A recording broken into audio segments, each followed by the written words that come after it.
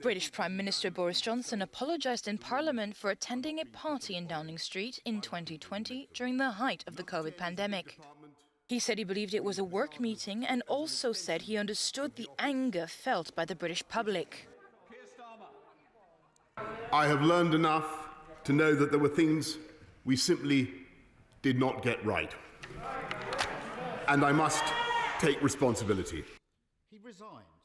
Euronews correspondent Tig Enright has more. Boris Johnson has apologised to the British Parliament and people for what he described as an event in the garden of his office and home back in May 2020 during the first COVID lockdown.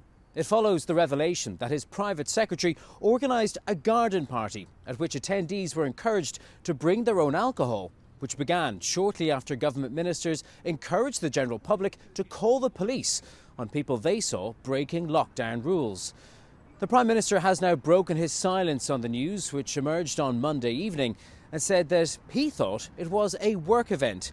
He said he was there for about 25 minutes and thought technically it fell within the rules. He asked that people wait for the outcome of an investigation by a senior civil servant before passing judgment.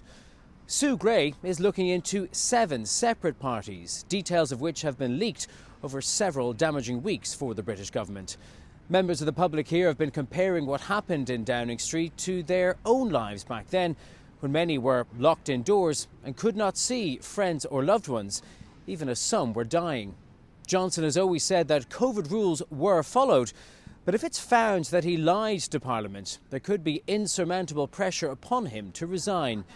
The leader of the Conservative Party in Scotland has described the event as despicable and said that Johnson should resign if it's proven he went to it.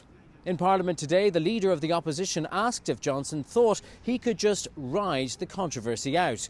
It's clear that is his intention.